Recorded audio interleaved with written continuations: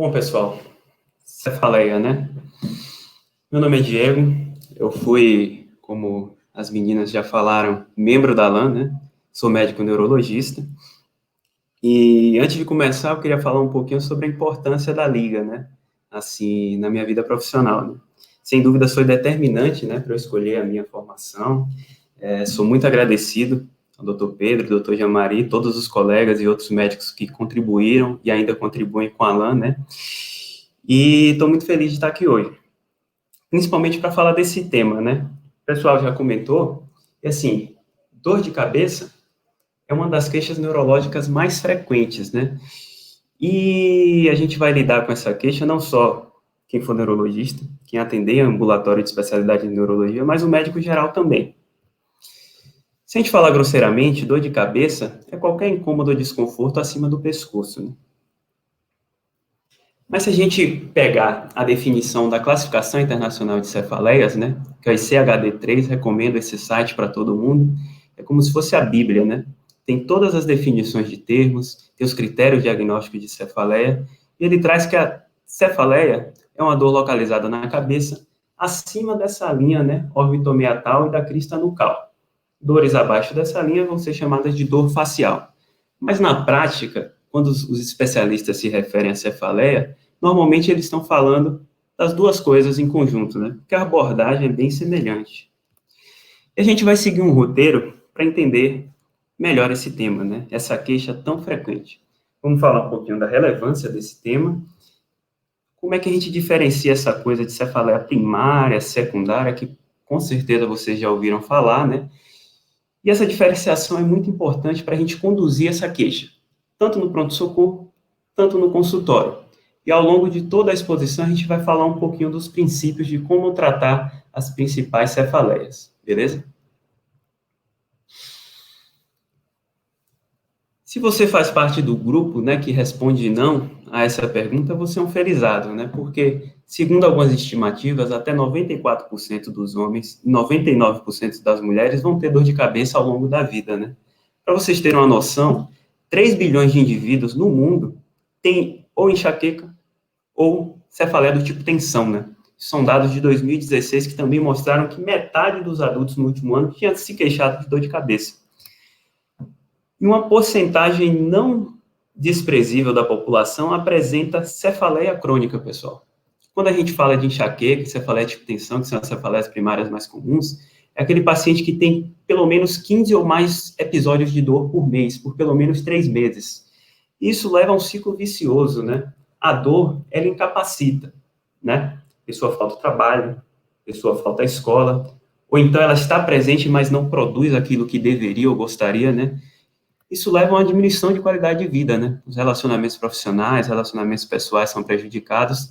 E se a pessoa não for bem assistida, ela passa a utilizar indiscriminadamente, né, as medicações analgésicas, né? Estão disponíveis aí nas farmácias, as pessoas têm fácil acesso, e isso pode levar a uma piora do quadro, levando a mais incapacidade, né? Que no final das contas leva ao impacto que não só se refere à saúde, né, a questões social, mas é um impacto financeiro muito grande, né? Hoje em dia essas questões são bem levantadas, o custo anual estimado de 20 bilhões de dólares, só referente à enxaqueca. E a gente tem alguns obstáculos, né, nesse processo aí, que são o quê? Dor de cabeça é um sintoma subjetivo, né? Então depende do paciente contar a história bem pra gente, né? Só que, na verdade, depende, na verdade, do médico, né? Tirar uma boa história, um bom exame físico, para chegar no diagnóstico. Vocês vão perceber que as principais cefaleias, sobretudo as primárias, os exames complementares não vão ajudar, né? Ressonância magnética, enfim. É o diagnóstico clínico que permite chegar na causa da cefaleia, né? Outra coisa que é interessante salientar é que fenótipo e diagnóstico se confundem frequentemente. O que é isso, né? Causa um pouquinho de confusão. Aquela dor de cabeça que pode ter todo o jeitão de uma enxaqueca, né, que é uma cefaleia primária, pode esconder uma causa mais séria em algumas situações. Então, é muito importante o médico conhecer quais são as causas que levam a cefaleias e, sobretudo, quando suspeitar dessas causas secundárias mais sérias, né? E outro ponto importante a salientar aqui é que poucas horas de ensino na graduação são dedicadas a esse tema. Tem estudos, inclusive, mostrando isso, né? Eu mesmo me lembro de poucos momentos na minha graduação que cefaleia foi tema de discussão. Então, mais uma vez, parabenizo o pessoal por trazer esse tema aqui para a gente desmitificar hoje. Beleza? Enfim, e como é que a gente faz essa diferenciação, né? O que são cefaleias primárias e secundárias? Cefaleia primária, pessoal, é aquela condição na qual a dor de cabeça, entre aspas, é a doença, né? Na verdade, a pessoa tem uma condição que é caracterizada por episódios recorrentes de dor de cabeça. A cefaleia é o principal sintoma da doença, né? Tem outros que podem acompanhar, né? Por exemplo, quem tem enxaqueca, às vezes tem náusea, tem fotofobia, mas a cefaleia é a estrela, né, da condição. E normalmente as cefaleias primárias, elas não estão associadas diretamente ao risco de morte ou incapacidade permanente, né? Essas doenças não levam a alterações estruturais, né, nem deterioração do sistema nervoso. E se essas cefaleias não forem reconhecidas e tratadas, elas podem levar à redução de qualidade de vida, como a gente já viu. Já a cefaleia secundária, né, esse termo se refere para quando a dor de cabeça é um dos sintomas de uma doença subjacente. Seja essa uma doença mais benigna, como a rinocinusite, seja uma doença mais grave, né, como a neoplasia intracraniana, por exemplo. E a cefaleia secundária, sim, ela pode estar associada a uma doença com risco de morte ou incapacidade permanente, né? Então, é muito importante diagnóstico e tratamento precisos e precoces para alterar a história natural desses pacientes. E aqui eu vou dar exemplos para ficar mais claro, né? Quais são as principais cefaleias primárias? Enxaqueca, cefaleia de hipertensão e cefaleia de salvas, por exemplo. Existem outras, mas essas são as mais comuns. Cefaleia secundária pode ser por várias causas, né? Já falou desde causas mais graves, causas menos graves. Para vocês terem uma noção, mais de 300 diagnósticos podem se apresentar como dor de cabeça. Então, é importante a gente saber essa diferenciação e como suspeitar, principalmente de uma dessas causas que podem representar uma doença mais grave. E a gente vai ver dor de cabeça em diferentes cenários, né? Por exemplo, no pronto-socorro, no plantão, no consultório, seja você neurologista ou não, roda de amigos, familiares, né? As pessoas sabem que você é médico, dor de cabeça é um sintoma muito comum, então elas vão te procurar. Muitas vezes paciente internado, né? Aí você me pergunta, mas eu vou fazer cirurgia geral, preciso saber disso? Aquele paciente que internar lá para operar a hérnia, ele vai se queixar de dor de cabeça. Então é preciso a gente reconhecer essa queixa e saber como abordar, pelo menos os princípios, né? E a gente vai focar em dois cenários principais, o pronto-socorro e o consultório. Vamos imaginar aqui, pessoal. A gente está lá de plantão e atende uma mulher de 25 anos, beleza? E ela traz para a gente essa história. Doutor, eu estou com uma dor de cabeça muito forte, começou há 3 dias e foi piorando. Dói mais do lado direito e fica latejando. Também tive muito enjoo e vomitei 2 vezes ontem. Percebi também que minha visão ficou embaçada. E eu nunca fui de ter dor de cabeça.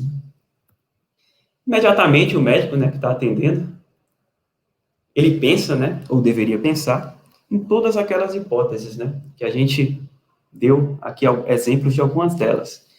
E como a gente diferencia, né? Como a gente tem certeza, né, que está diante de uma cefaleia primária, ou então quando a gente suspeita de uma cefaleia secundária e deve pedir exames para investigar.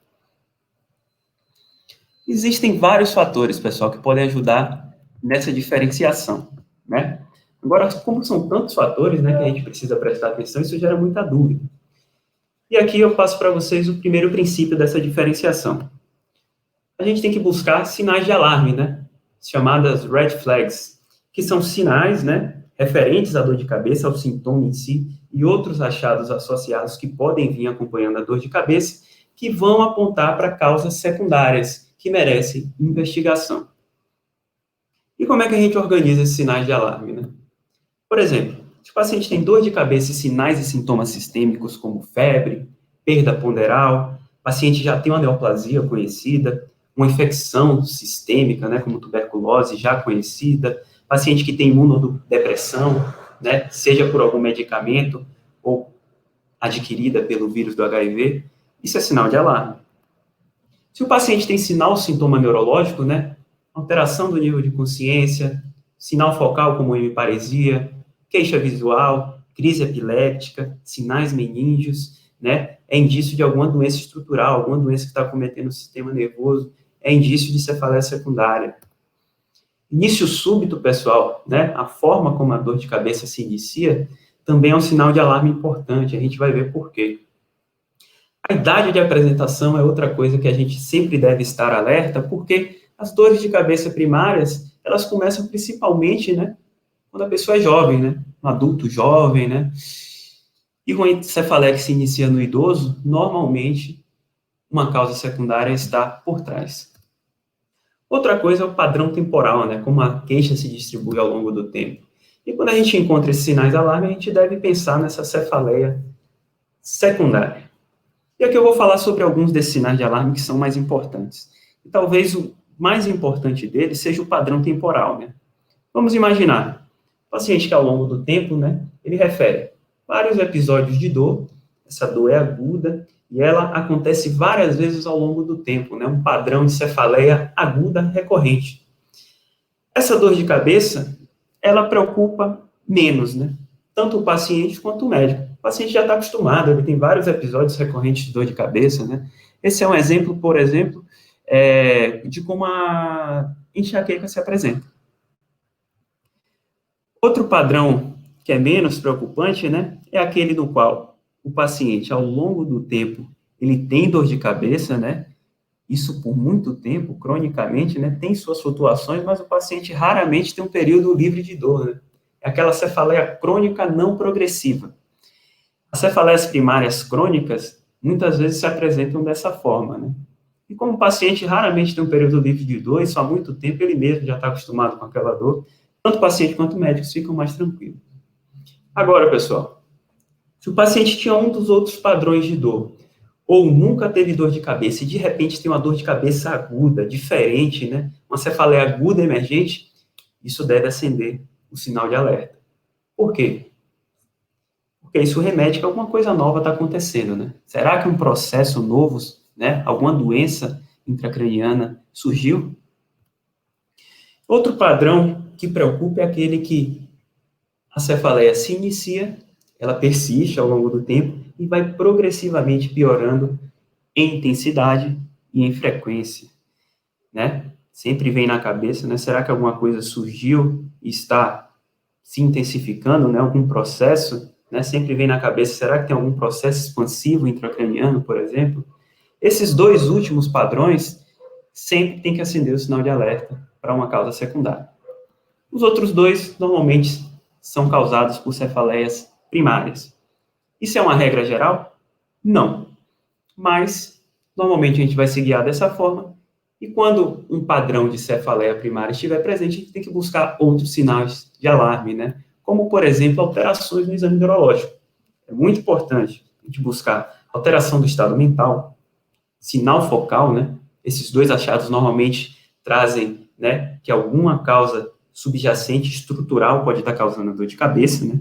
Por exemplo, uma infecção do sistema nervoso, um AVC, uma neoplasia em expansão, né? Uma coisa muito importante, pessoal. Esse aqui vale a pena parar um pouquinho para falar, que é a famosa oftalmoscopia, né? Um popular fundo de olho. É muito importante quando o paciente se apresenta com cefaleia, sobretudo quando é a primeira vez que a gente está atendendo ele, a gente fazer o fundo de olho e buscar a presença de papiledema, que é esse borramento das bordas do disco óptico. Quando ele está presente, isso pode ser sinal de algum processo que leva ao aumento da pressão intracraniana. E isso pode ser causa de cefaleia em algumas situações. O curioso é que alguns estudos mostram que no pronto-socorro, né, alguns exames como raio-x de crânio são mais feitos, né, ou mais pedidos do que a própria fundoscopia. Eu desafio alguém a dizer quando um raio-x de crânio mudou conduta em alguma situação no pronto-socorro. Já o fundo de olho, né, ele muda. E aí você me pergunta, mas eu tenho uma tomografia disponível, eu tenho ressonância disponível, eu preciso fazer o fundo de olho? Precisa, pessoal. Muitas vezes tem processos que levam ao aumento da pressão intracraniana e que a tomografia de crânio vai ser completamente normal, né? Tomografia que é o exame que a gente tem mais disponível no pronto-socorro. E a presença do papiledema vai indicar uma causa secundária mais importante. Beleza? E um outro sinal de hipertensão intracraniana é paralisia do sexto nervo craniano, o nervo abducente, né? Ele é um nervo que é suscetível a ser comprimido quando a gente tem processo que leva ao aumento da pressão intracraniana. O paciente vai se queixar de visão dupla, né? Diplopia. E no exame físico a gente pode ver limitação da abdução do olho acometido, né? Lembrando que isso pode ser bilateral ou unilateral. E outro sinal importante que vale a pena salientar são sinais meníngeos, né? Sinais de irritação meníngea, como o sinal de Kernig, o sinal de Brudzinski. E lembrar que quando o paciente tem esses sinais, sobretudo se ele tem dor de cabeça, rigidez de nuca, febre e alteração do estado mental, a gente pode estar diante de uma meningite. Lembrar que basta 2 desses 4 achados para a gente desencadear uma investigação. Outra coisa muito importante que eu já falei é o modo de apresentação da dor de cabeça, né? A forma que ela começa. Quando a cefaleia é súbita, que é aquela dor que rapidamente atinge o pico de intensidade, né? Em menos de 1 minuto, essa é a definição, a gente tem que saber caracterizar isso bem. Isso preocupa, né? Quando essa cefaleia é súbita e é referida como aquela pior da vida, né? Uma das piores dores que a pessoa já apresentou, ela recebe esse apelido, né? De cefaleia entrovoada, ou uma cefaleia thunderclap, o termo em inglês, né? E essa cefaleia entrovoada normalmente esconde, pessoal, algum diagnóstico preocupante. O mais clássico é a hemorragia subaracnoide espontânea por ruptura de aneurisma. Mas tem outros como TVC, síndrome da vasoconstrição cerebral reversível e dissecção arterial, que se apresentam, né, podem se apresentar dessa forma. Então, é sempre bom ter esses diagnósticos em mente e investigar esses pacientes com estudo de neuroimagem. Às vezes, uma dica para dissecção arterial também é a presença de dor cervical, né, associada. Mas, enfim, a gente falou de muita coisa importante para pensar, né, para tentar suspeitar se essa cefaleia é secundária e como lembrar disso tudo. Felizmente, tem os estudiosos, né, que ficam bolando aí formas da gente lembrar dessas questões, né, e eles elaboraram o mnemônico, né. Foi a literatura inglesa que publicou, então sinais sistêmicos viram systemic signs, os sinais neurológicos, neurologic signs, o início, né, aquela forma de apresentação é o onset, a idade de apresentação é o older, e o padrão da cefaleia é o pattern. E aí, pegando a primeira letra de cada grupo desse de sinais de alarme, a gente tem o SNOOP. Então, está diante de um paciente, ficou em dúvida se é uma cefaleia secundária, recorre ao nosso amigo, SNOOP. Beleza? E aqui eu vou dar alguns exemplos, né? Por exemplo, se o paciente tem febre, a gente vai pensar uma infecção sistêmica ou uma infecção do sistema nervoso central causando a dor de cabeça. Paciente que já tem neoplasia, né? Tumor de mama, pulmão, será que foi que ele desenvolveu uma metástase? Paciente imunossuprimido, paciente com HIV, será que é uma meningite, né? Subaguda, crônica? Gravidez, puerpério, né? Que aumenta o risco de trombose venosa cerebral. Alterações ao exame neurológico, né, e outros sinais e sintomas que a pessoa refere, crise epilética, né, crise epilética numa pessoa que já não tinha um antecedente de crise, sugere que tem alguma coisa irritando ali o parênquima encefálico, né, pode ser uma causa secundária de dor de cabeça. O início a gente já comentou, e a idade é muito importante, né, a gente já viu que as dores de cabeça primária normalmente começam quando a pessoa é adulto jovem, né, às vezes até na adolescência, quando a pessoa inicia uma dor de cabeça após os 50 anos, sempre vem na cabeça, se isso não pode ser relacionado a uma neoplasia, por exemplo, e tem uma etiologia bem específica, né, que é uma causa comum de dor de cabeça em quem passou dessa idade, que é a arterite temporal, arterite de célula gigante, então a gente tem que pensar.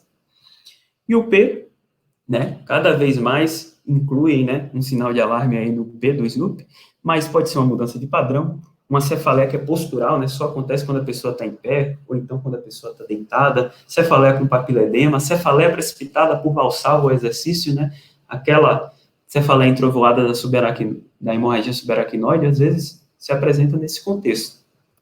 Beleza?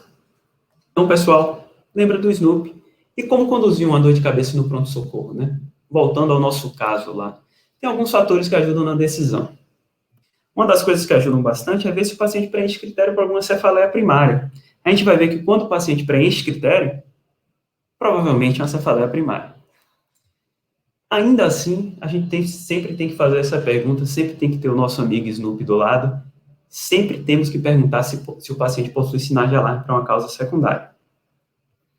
Uma outra coisa que ajuda na decisão do pronto-socorro é se o paciente melhora com a terapia sintomática que a gente instituiu, né? Se o paciente, a despeito das medicações, ele continua com dor, ou então piora, isso é um sinal de alerta para que talvez ele mereça receber uma investigação mais apurada, né? E aqui uma sugestão de abordagem. Quando a gente está diante de um paciente com dor de cabeça no pronto-socorro, a gente já viu que é muito importante a gente tirar uma boa história clínica, um exame físico geral e neurológico. Lembrar dos sinais que são importantes, né, da gente identificar no exame físico. E aí a gente já pode ver, né, lembra lá do site do ICHD3? Esse paciente preenche critérios para cefaleia primária? Se ele preenche, a gente não fica completamente tranquilo, mas a gente fica parcialmente mais tranquilo. Se ele não preenche, já é um sinal de alerta. E depois, independente se o paciente tem critério ou não para uma cefaleia primária, a gente tem que ver, né? Tem sinal de alarme ou não? Lembra do nosso amigo? E aí, se esse paciente preenche critério para cefaleia primária e ele não tem nenhum sinal de alarme, a gente pode prosseguir para um tratamento sintomático mais tranquilo. A prioridade vai ser o alívio da dor. Já se o paciente possui sinais de alarme, a prioridade vai ser outra. A gente vai precisar fazer exames complementares, esse paciente merece uma avaliação do neurologista e muitas vezes vai ser necessária investigação hospitalar para diagnosticar e tratar a condição por trás da dor de cabeça. Aquele paciente que estava aqui do lado verde da força, né? Cefaleia primária, não tem sinais de alarme, se ele melhora com tratamento sintomático, sempre vamos encaminhar ele para o segmento ambulatorial, né? Nunca acaba aqui nesse momento. Já aquele paciente, pessoal, independente de qualquer coisa, se ele não melhora ou até piora, né? Ele também merece investigação. E o que é que a gente pede normalmente, né? Vão ser 3 grupos de exames no pronto-socorro. O primeiro deles, exame de imagem, né? Na maioria das vezes, uma tomografia de crânio, que é o exame mais disponível que a gente tem. Tomografia de crânio é importante, né? Ela vai mostrar boa parte dos diagnósticos que a gente precisa afastar na emergência, né? Diagnóstico que cursam com alguma alteração estrutural, né? Uma hemorragia subaracnoide, uma hemorragia intraparenquimatosa, algum processo expansivo mais importante. Tem pacientes que, a depender do diagnóstico em mente, eles vão precisar fazer ressonância, né? Mas aí são situações específicas. Uma tomografia de crânio sem contraste associada a um estudo de vasos, né, consegue afastar boa parte dos diagnósticos que a gente precisa fazer com urgência no pronto-socorro. Lembrar que o estudo de vasos, né, por exemplo, a angiotomografia arterial intracraniana pode mostrar a presença de aneurismas intracranianos, a fase venosa pode mostrar trombose venosa cerebral, e lembrar que quando a suspeita for dissecção de artéria vertebral, dissecção de artéria carótida, a gente tem que incluir a angiotomografia cervical no pedido do exame. E um outro grupo de exames são aqueles que envolvem uma punção lombar, né? A análise do líquor é importante para quando a gente suspeita de infecção, meningite, encefalite, quando a gente suspeita de hemorragia subaracnoide, em algumas situações isso também é importante. E lembrar, sempre que a gente tem dor de cabeça, suspeita de cefaleia secundária, quando fizer a punção lombar, medir a pressão de abertura do líquor, certo? Para a gente ver se esse paciente tem hipotensão ou hipertensão licórica, que podem ser causas de dor de cabeça. E voltando para o nosso caso, né? Era uma paciente que tinha uma dor de cabeça, lembra, né? A gente vai ver que essa dor de cabeça tem um jeitão de enxaqueca, mas tinha algumas coisas que chamavam a atenção. Além dela ter um sintoma neurológico, né? Visão embaçada, né? Ela nunca foi de ter dor de cabeça, uma cefaleia aguda emergente, né? Cefaleia nova. E ela tinha um outro sinal de alarme no exame físico, que era a presença do papiledema. Era a única coisa alterada que ela tinha no exame físico. Essa paciente foi investigada e foi diagnosticada com a trombose venosa cerebral. Beleza? Não é o escopo da aula falar, né, especificamente de tratamento, mas eu queria passar alguns princípios de tratamento de dor de cabeça quando a gente está no pronto-socorro, pessoal. O primeiro deles, talvez o mais importante, é esse. Não prescrever opioides para pacientes com cefaleia primária. É muito tentador, quando o paciente está com a queixa, né, de dor importante, a gente prescrever um opioide, como tramadol, morfina, mas boa parte dos estudos demonstram que eles, além de ter eficácia limitada, quando comparado com outras opções, né, que a gente tem, eles podem piorar alguns sintomas coexistentes, né? Por exemplo, o paciente com enxaqueca, ele tem muita náusea, pode ter vômito, o opioide piora esses sintomas. Então, não é uma boa escolha. Fora isso, tem risco de tolerância, dependência, adição. Então, as principais sociedades internacionais hoje recomendam que você não use opioide para o tratamento de cefaleia primária, né? Inclusive, a Sociedade Brasileira de Cefaleia recomendou isso também em 2018. Então, lembra disso, quando estiver diante de um paciente com dor de cabeça no pronto-socorro. O segundo princípio do tratamento é o alívio da dor, né? A gente tem metas, né, que é aliviar essa dor de forma rápida, para a gente poder dar alta para o paciente, né? Até 2 horas é suficiente. E a gente tem que evitar efeitos adversos das medicações, né? A gente não quer trocar um sintoma por outro. E a gente deve ter expectativas realistas, né? É comum pacientes com cefaleia crônica não progressiva, aquelas cefaleias primárias crônicas, buscarem pronto-socorro. Eu já falei para vocês que esses pacientes muitas vezes não têm um dia sequer nos últimos meses livres de dor. Dificilmente a gente vai deixar esse paciente completamente livre de dor, né? Então, às vezes, é importante ter esse pensamento e compartilhar isso com o paciente também. E aqui eu trago para vocês algumas opções para a gente tratar paciente com cefaleia primária que busca o pronto-socorro, né? Caso de enxaqueca, a gente pode dar um anti-inflamatório, né? A gente tem a opção intravenosa, que é o cetoprofeno, é bem disponível. Analgésico simples, né? Uma opção intravenosa que é bem eficaz é a dipirona. E a gente tem triptanos, né? Os triptanos têm apresentações orais, nasais, subcutâneas, e aí, a depender do serviço, você pode ter um desses medicamentos que são relativamente específicos do tratamento da enxaqueca, que são bem eficazes. Quando o paciente tem cefaleia em salvas, que é outro diagnóstico, oxigênio inalatório, triptano subcutâneo. Já a cefaleia tipo tensão, a gente trata de forma parecida com a enxaqueca, né? Os anti-inflamatórios e os analgésicos simples vão bem. E aqui um terceiro princípio que é muito importante. Explicar o diagnóstico e orientar o paciente. Tem estudos que mostram que a principal preocupação do paciente, né, diferente do que o médico acha na maioria das vezes, né, o médico acha que o paciente quer o alívio da dor, mas muitas vezes o paciente quer entender o que está se passando, né? O que é que está causando aquela dor.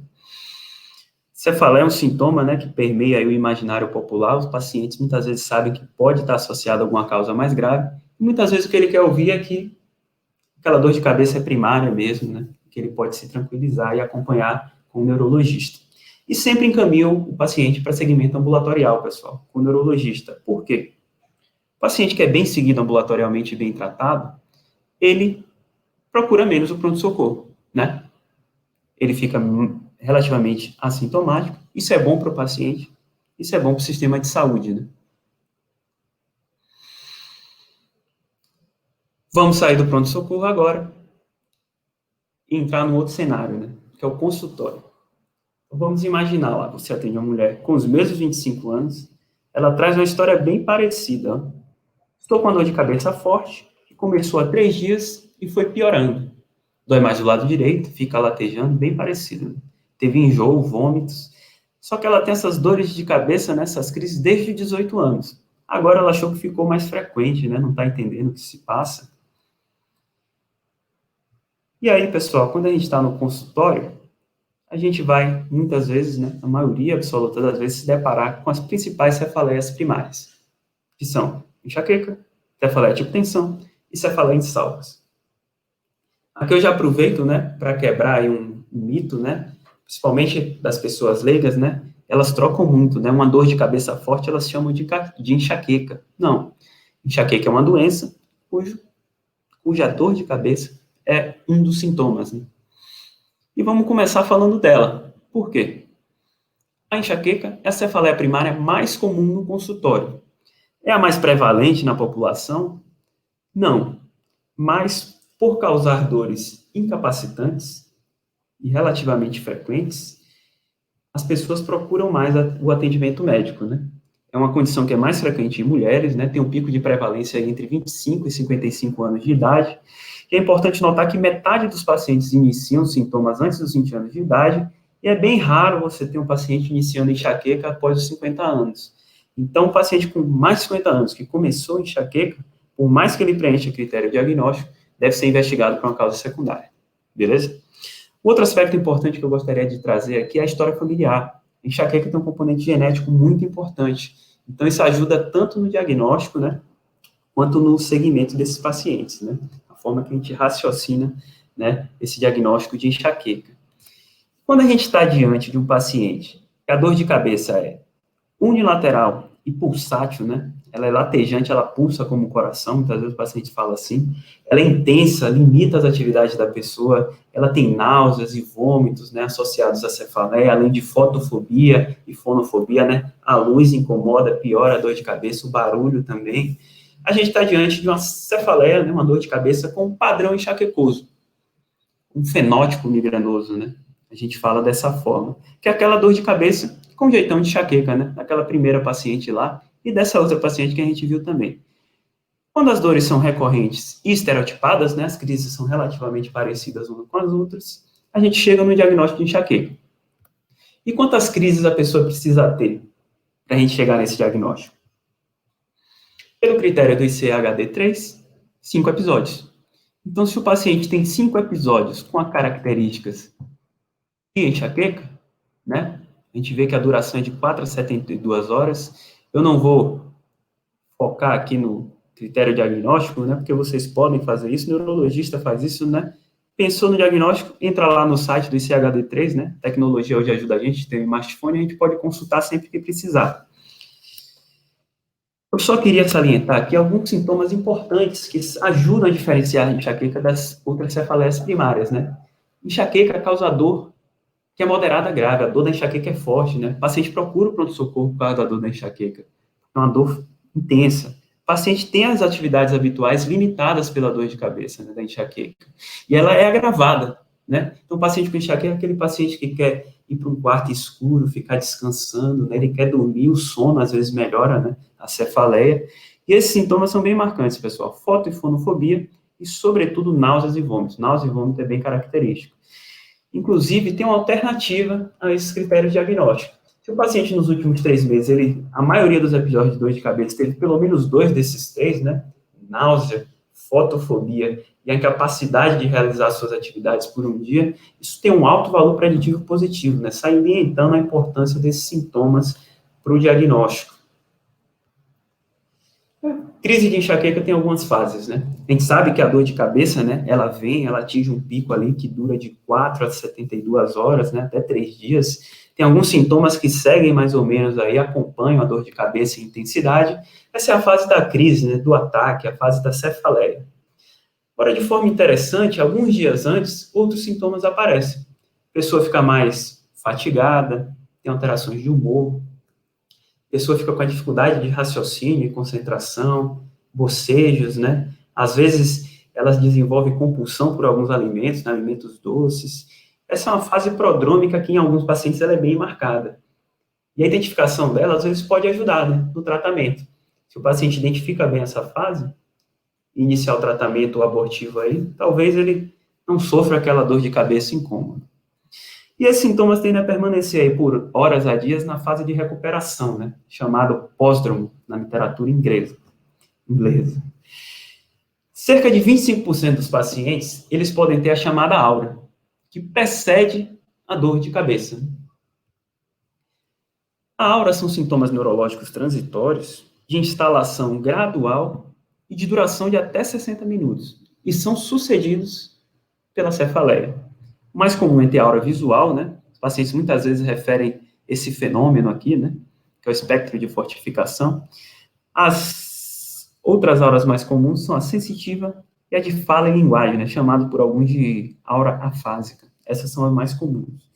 Importante caracterizar bem a aura dessa forma, né? Instalação gradual, duração de até 60 minutos, para diferenciar de outros sintomas neurológicos transitórios, né? Como, por exemplo, um ataque isquêmico transitório, que o raciocínio, o diagnóstico e a condução é completamente diferente. Tratamento, pessoal. O tratamento da enxaqueca, ele segue 2 linhas. A gente vai ter a linha do tratamento abortivo, que é aquele tratamento da crise, e tem o tratamento preventivo, né? Tem alguns pacientes que as crises são tão frequentes, tão incômodas para a vida do sujeito, que a gente precisa prevenir que elas aconteçam. E como é o tratamento abortivo? É importante seguir alguns princípios, né? Esse tratamento, né, normalmente é farmacológico, tem algumas outras medidas não farmacológicas que podem ajudar, mas ele gira em torno do tratamento farmacológico. Esse tratamento precisa ser precoce, né?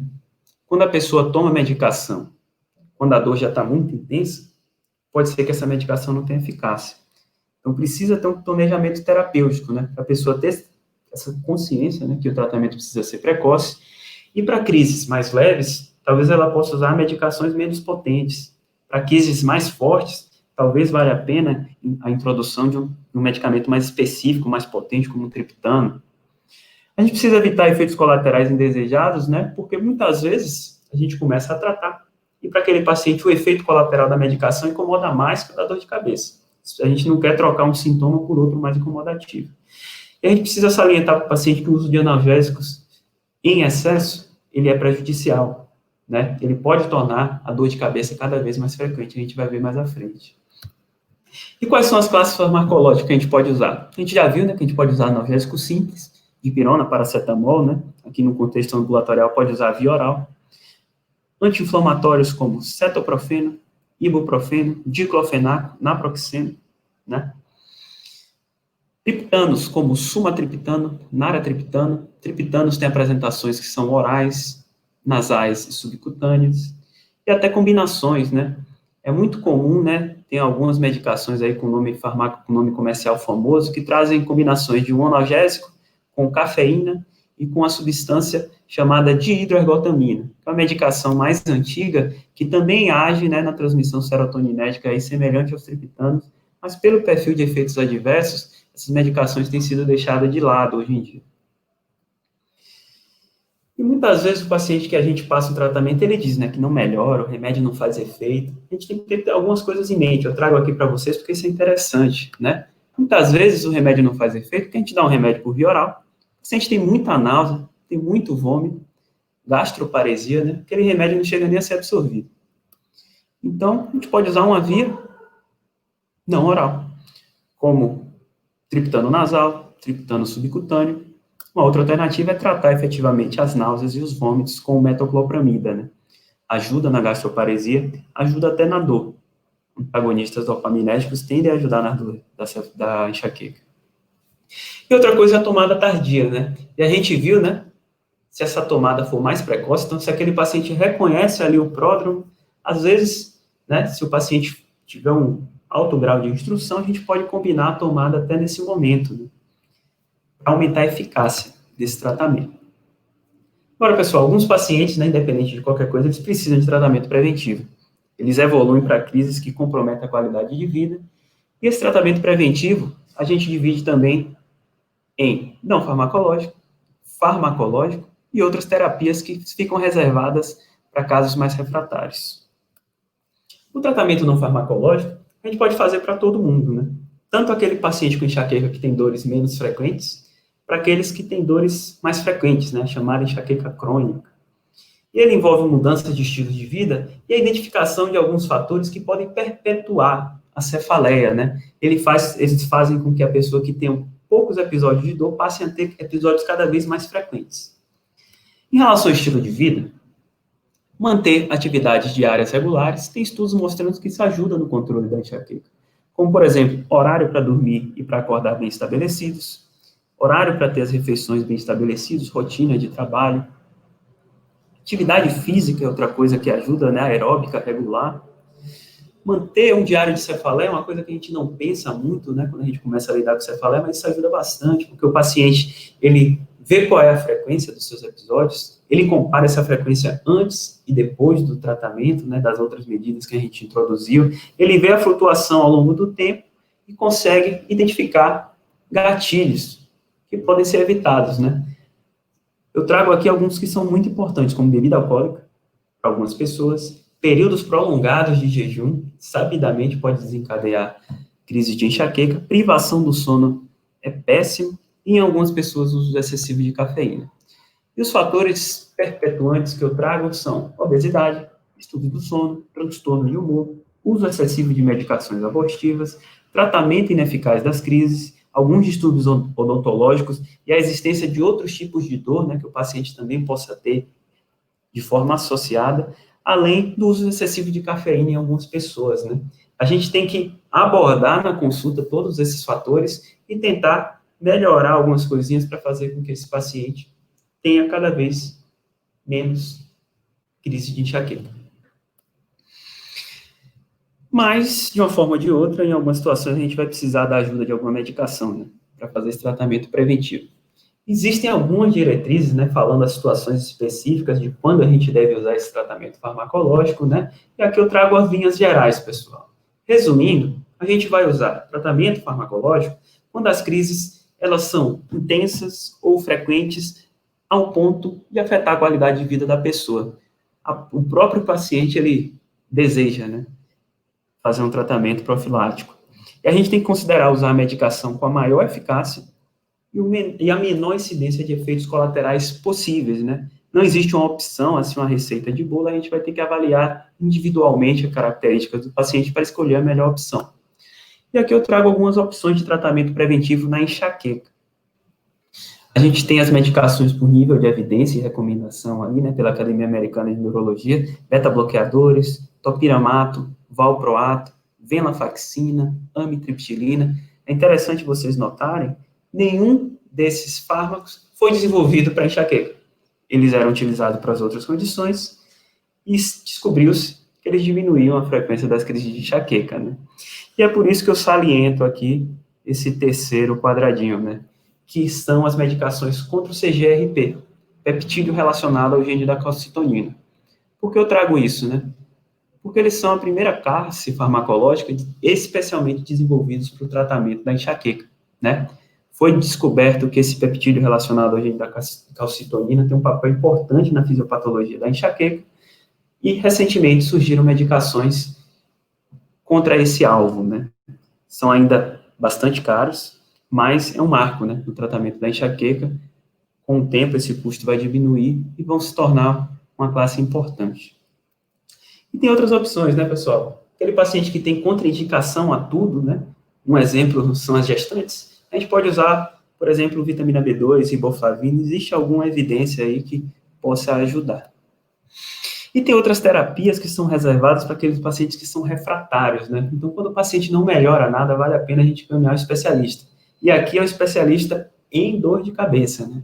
Que tem familiaridade com essas outras terapias e pode indicar em algumas situações. Saindo da enxaqueca para cefaleia tipo tensão, eu trago aqui para vocês um conceito importante. Ela é a cefaleia primária mais comum. Provavelmente é uma dor de cabeça que a maioria de nós aqui já apresentou, né? Ela é menos vista na prática clínica porque as dores da cefaleia tipo tensão normalmente são mais leves e menos frequentes. Então, o paciente procura menos o médico. E como é que a gente diagnostica, né? É importante ter em mente a enxaqueca, porque os critérios diagnósticos foram desenhados dessa forma, né? Excluindo a possibilidade do paciente ter enxaqueca.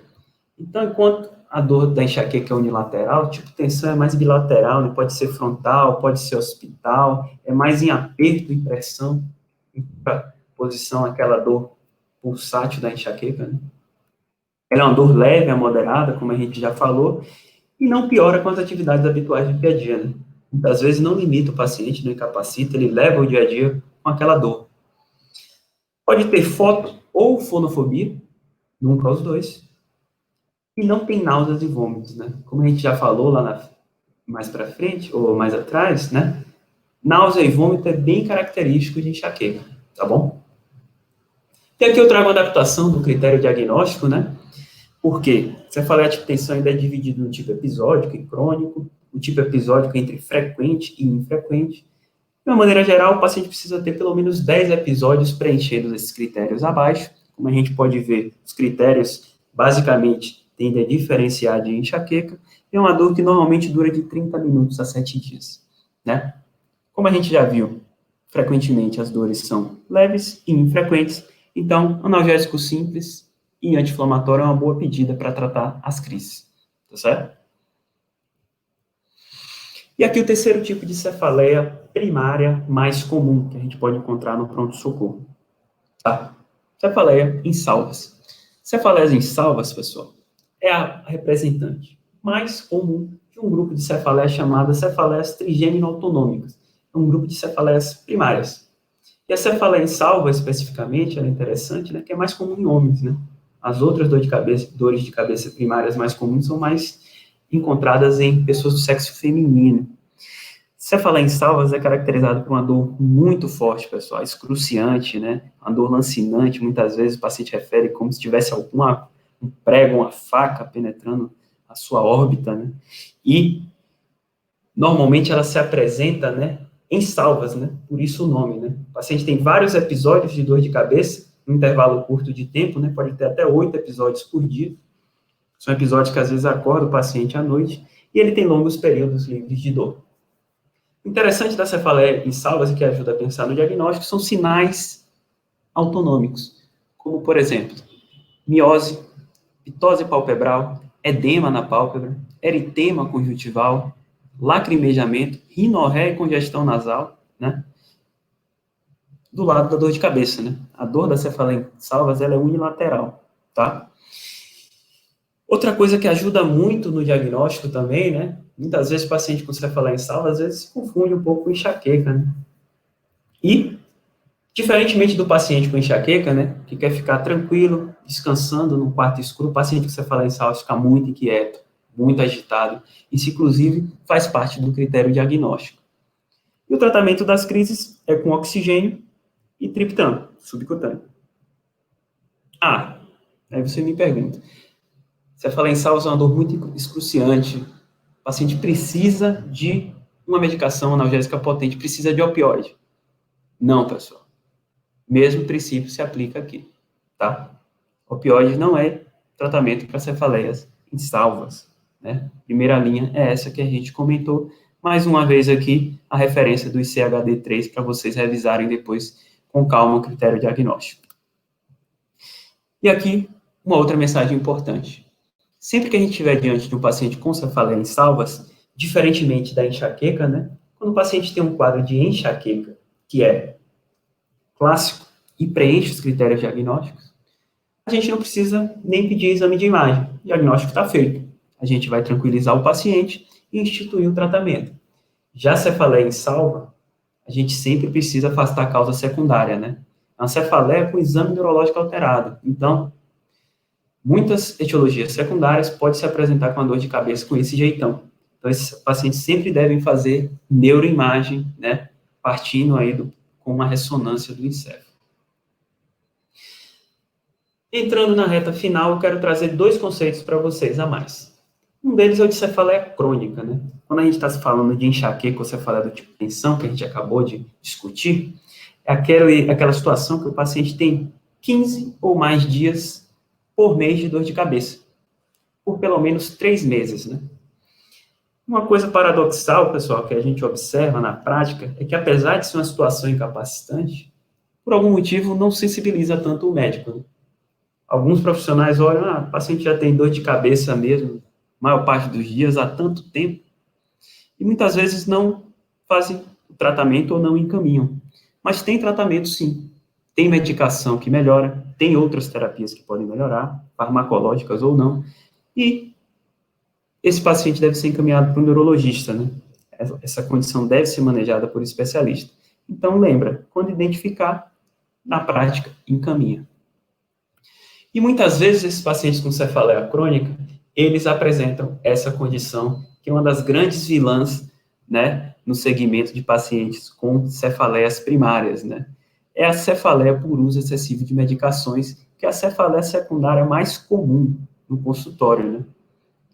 Uma cefaleia causada por um fator exógeno, né? Então, é uma cefaleia secundária. E quando é que é excessivo esse uso? Mais de 15 dias, né? 15 ou mais dias por mês de uso de dipirona, paracetamol ou anti-inflamatórios. Se for triptano, opioide ou combinações, basta 10 dias por mês. Esse é um motivo frequente para ausência de melhora com tratamento e, mais uma vez, tem tratamento, esses pacientes devem ser encaminhados para o neurologista, tá bom? É importante reconhecer essa situação, estar atento a ela, porque é uma causa importante de sobrecarga dos serviços de saúde, né, do sistema de saúde, aquilo que a gente falou lá no início da apresentação. Beleza, pessoal? Gostaria de agradecer mais uma vez a oportunidade de estar aqui, né? Pessoal da LAM, parabenizar mais uma vez pelo curso, né? Assisti já as aulas dos dias anteriores, estão sendo fenomenais. E agora a gente vai abrir aí o espaço para dúvidas, né? Aqui fica meu contato. Se tiver alguma dúvida posterior, pode ficar à vontade, tá bom? Aula sensacional, como sempre, Sodré. Cefaleia é aquele sintoma que muitas vezes parece ser algo simples, às vezes parece que é ignorado muitas vezes, mas que se não tiver uma análise cuidadosa, cautelosa, pode ter um diagnóstico errôneo, uma conduta errônea e o prognóstico do paciente não é legal, né? Pessoal, agora a gente vai começar com os minutos de dúvidas. São 15 minutinhos para tirar dúvidas com o Sodré e vamos tentar sanar todas elas, tá bom? Eu vou começar, na verdade, com uma pergunta aqui, que é minha. Eu já vi alguns relatos, né, que falam sobre a associação da cefaleia em salvas com comportamento suicida, pensamento suicida. Já vi até mesmo ser chamada popularmente como a dor de cabeça suicida. Você poderia explicar para a gente um pouquinho essa relação, sobre esses relatos, essa condição que às vezes aparece na cefaleia em salvas? Com certeza, Tyler. Essa é uma questão que eu até esqueci de falar, né? Tinha até planejado trazer esse ponto, acabei não falando. Mas tem estudos, está tendo um retorno aqui. Deixa eu ver aqui se é o meu ou se é o de Liz. Vamos mutar aqui. Continue falando para ver se é o meu ou é o de Liz. Opa, agora tá ok. Pronto, depois eu destravo dela. Beleza. Então, retornando, eu tinha até pensado em falar sobre isso, acabei passando direto, né, que o tempo ali estava meio curto, mas isso que você falou é verdade, né? Tem estudos, principalmente populacionais, mostrando, né, um aumento do risco de pensamentos suicidas, ideação suicida, e tem relatos até de suicídio em pacientes com cefaleia em salvas, né? Como eu falei, é uma dor muito excruciante, né? Normalmente as representações artísticas, né, eu trouxe ali até uma figura, né, são bem dramáticas, e às vezes, num contexto de salvas, né, que é aqueles episódios no qual o paciente está tendo vários episódios por dia de dor, é encontrada essa associação sim. Por isso que é muito importante o tratamento efetivo, né? Tanto da salva, quanto também o tratamento profilático, né? Eu trouxe ali apenas o tratamento abortivo, que é com oxigênio, triptano subcutâneo, mas esses pacientes precisam também de medicação para cortar essa salva, né? Evitar que ele continue tendo salva de dor de cabeça. Isso é feito com algumas classes farmacológicas, né? O principal medicação na prática é o verapamil. Beleza? É um DCC, né? Muito legal. Pronto, professor, obrigada. Então, nossa próxima dúvida é uma dúvida de Jéssica Borba. A dor de cabeça na COVID-19 tem alguma diferença das demais? Localização ou intensidade diferencia a dor de cabeça de COVID das outras dores de cabeça? Interessante, né, pessoal? É uma causa de cefaleia secundária, né? É uma infecção sistêmica causando dor de cabeça, e a gente tem observado isso realmente, né? Aqui em São Paulo, o Hospital das Clínicas, né, o Instituto Central, que é o principal prédio, ele se tornou um hospital dedicado ao atendimento de pacientes com COVID-19. E a gente observou, né, que fora alterações do sensório, né, o delírio em pacientes com a infecção mais grave, ou, às vezes, a presença de encefalopatia, crises epiléticas, a dor de cabeça foi um sintoma muito frequente também, né? Eu diria que uma coisa que, principalmente, né, os cefaliatras têm estudado e começado a observar, é que os pacientes desenvolvem uma dor que é persistente após, né, a infecção aguda, o que é interessante, né? Ainda não se sabe muito bem os mecanismos, né? Mas do ponto de vista do fenótipo, né, o jeitão da dor de cabeça, não tem nenhuma característica tão importante, né, que diferencie de outras causas, né. Na maioria dos casos, né, que eu pude observar, era um jeitão mais de tensional, né, apesar de ser uma cefaleia moderada, mais intensa, uma cefaleia bilateral, sem tantos sintomas associados, né, e tem sido um desafio tratar esses pacientes, mas a gente está desenvolvendo aí essa prática agora. Vamos ver aí nas próximas semanas, a meses, se sai alguma publicação que ajude a gente a ter uma noção melhor. Ver o que se descobre, né?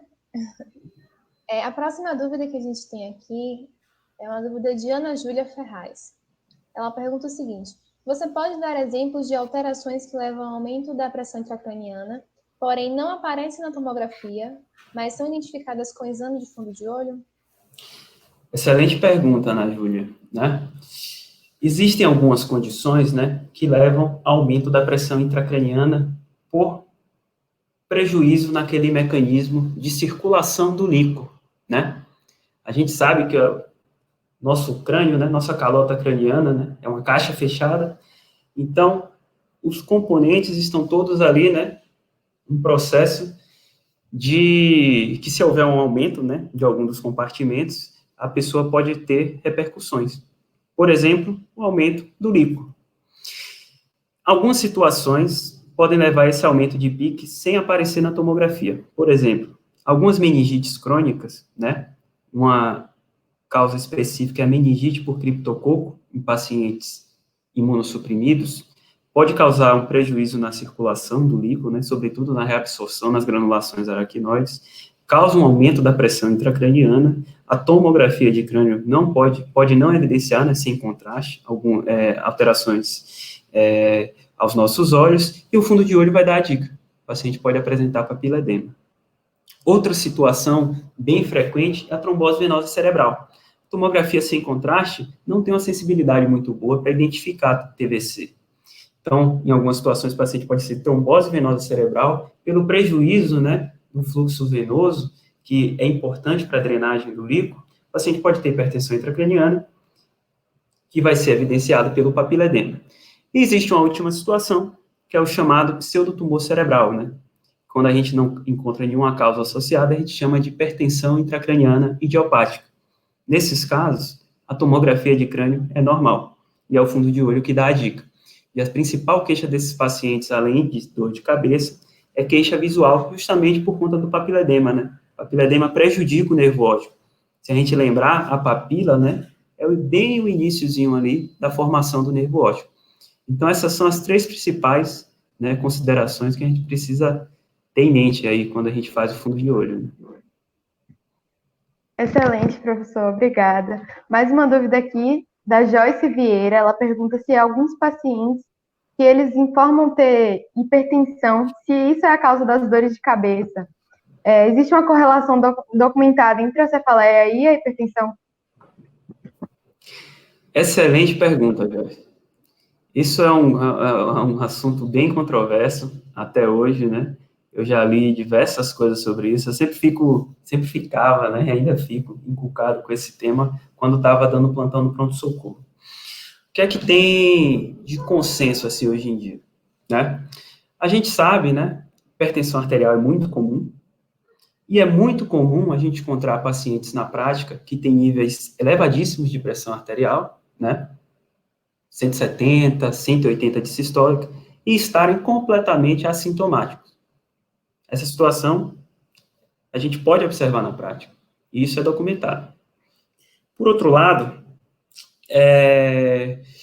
quando o paciente tem níveis de pressão arterial muito elevados, né, e isso aí começa a ficar importante, né, a partir de 180 de sistólica, 200 de sistólica, sobretudo se esses níveis, né, chegaram a essa altura de forma mais aguda, por perda daquele mecanismo de autorregulação cerebral, né, isso é suplantado, a pessoa pode ter um aumento de fluxo cerebral, pode ter alterações ali, né, a ponto de vista microvascular, né, com transsudação de conteúdo plasmático, e isso, em teoria, pode aumentar a pressão intracraniana, pode dar dor de cabeça, né?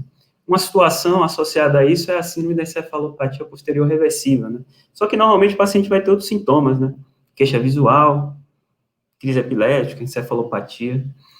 Muitas vezes, quando a gente vê do pronto-socorro um paciente com pressão alta e dor, na maioria das vezes, né, ele tem dor de cabeça, pode ser primária ou secundária, e como uma resposta, né, do organismo, a pressão arterial se eleva, sobretudo se for uma elevação discreta, né.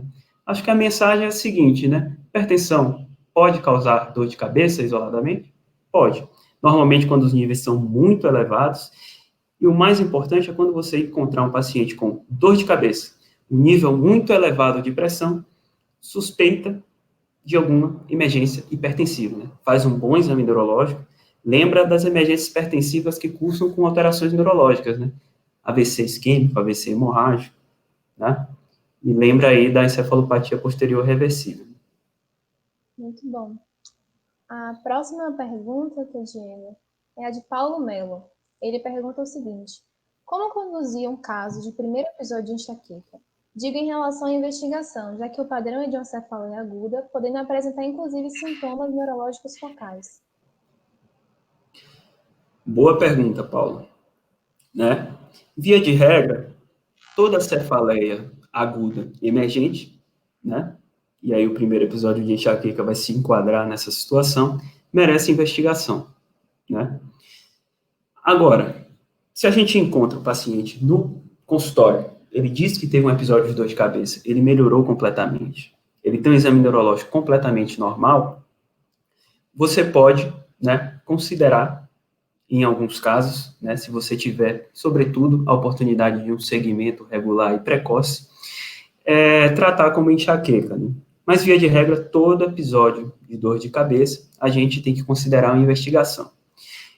E uma exceção à situação da enxaqueca, né, que eu falei que quando preenche critério, né, a partir de 5 crises, né, a gente já fica tranquilo, não precisa de neuroimagem, é o paciente com enxaqueca com aura, né, sobretudo se o paciente tiver aura atípica, né, então é muito importante conhecer o que é aura, né, o sintoma que é de instalação gradual, ele é transitório, dura no máximo 60 minutos, principalmente, né, visual, quando for uma aura mais atípica, sobretudo, né, aura com sintoma motor, hemiparesia, hemiplegia, isso precisa ser investigado, né?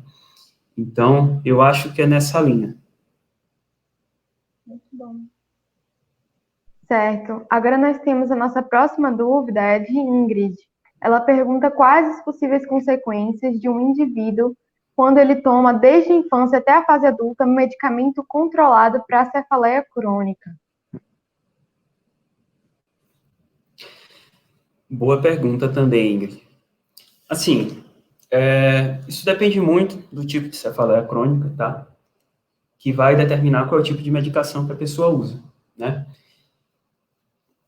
A cefaleia primária na infância, que mais frequentemente precisa de tratamento, né? Infância e adolescência, é a enxaqueca, né?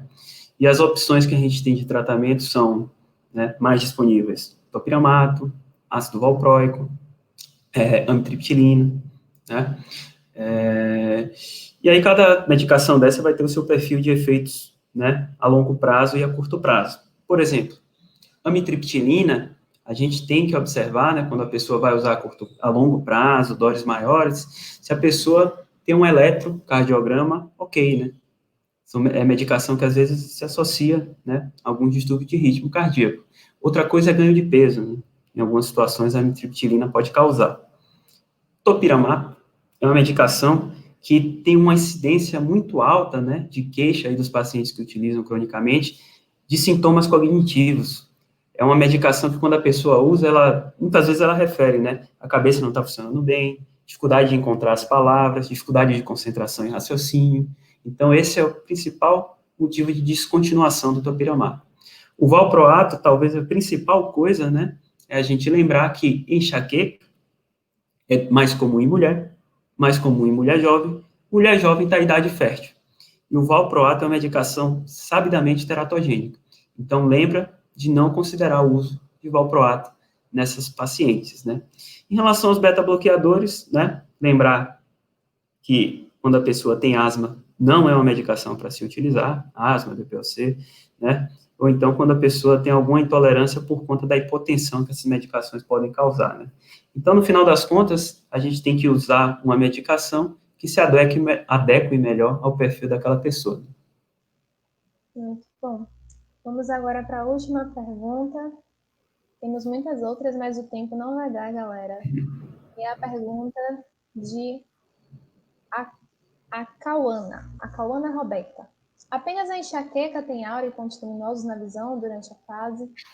Ou um paciente com cefaleia atencional pode vir a apresentar também? Boa pergunta também, né, Cauana? Não existe, né, pelo menos, critério diagnóstico de cefaleia atencional com aura. A aura é bem característica da enxaqueca, né? Ela tem, inclusive, um mecanismo fisiopatológico, né, que é interessante, é bem característico. Acredita-se hoje que acontece uma depressão cortical alastrante, né, um fenômeno que foi descrito até por um brasileiro, Aristides Leão, né, e isso é bem característico da enxaqueca.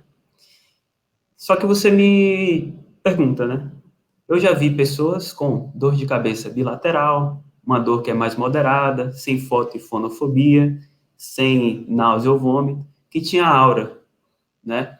Sobretudo se for aura típica, né? Aquela típica aura visual da enxaqueca, ou aquela aura sensitiva típica, aura de linguagem, provavelmente esse paciente tem enxaqueca, né?